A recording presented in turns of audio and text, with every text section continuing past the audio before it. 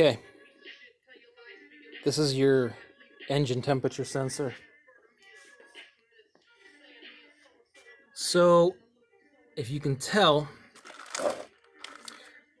I got a ratchet, extension, swivel, joint, extension, and then a 19 millimeter. Let me see if I can, okay. So, this is quite the contraption to get to it, but the good news is you can get to it. And this portion here, you can use a screwdriver. So to unhook this, you just need to get a screwdriver kind of on this side, and then the clip will come loose. So I was able to do that.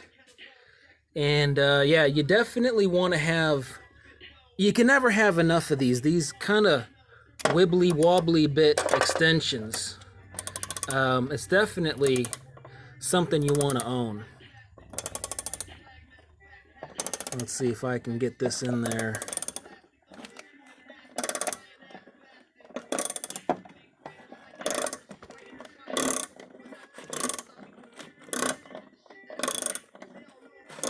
I don't know if I got it on there or not, but anyway, you can reach it. So let's see if I can get it out of there. All right, well, I got it. I mean, this is the kind of extension you're going to need to reach around everything in there. It's really buried in there. All right, let's see if we can get the new one back in now. All right, so I just thought I'd take a second. So I used a 19 millimeter to take this out. And let's just compare the old to the new.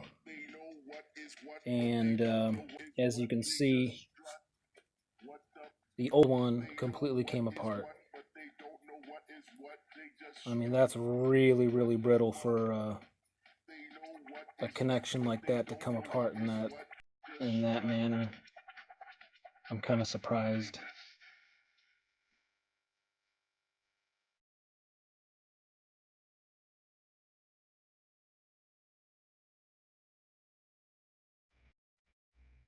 They look to be pretty close. That's pretty close. That ought to work. I'm sure it's a tapered fitting.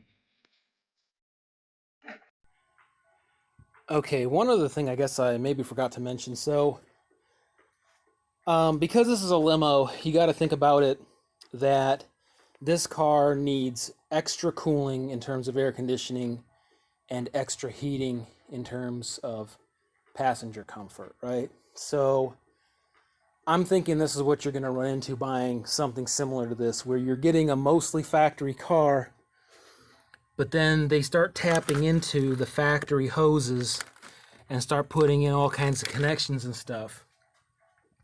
And the trouble is there's no real diagram for this, right? I mean, this was made aftermarket, so unless you somehow contact the coach builder, get a diagram, and maybe that's available, maybe it's not, I'm not sure.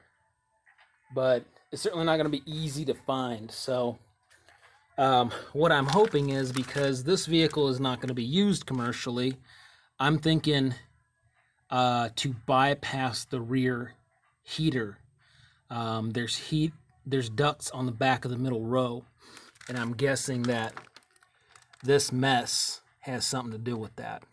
And so I'm going to try to delete all this as best as my ability. So I'm going to have heat, basically defrost and heat to the driver area, but then in the back, I don't really care if I have heat or not. Just something to be mindful of when you're buying something like this, because it is going to be altered to some degree. I mean, it has to be. Otherwise, passengers won't have comfort. All right. So, let's see if I can show you in detail. I don't know if you can see it or not, but where this little light is, there's this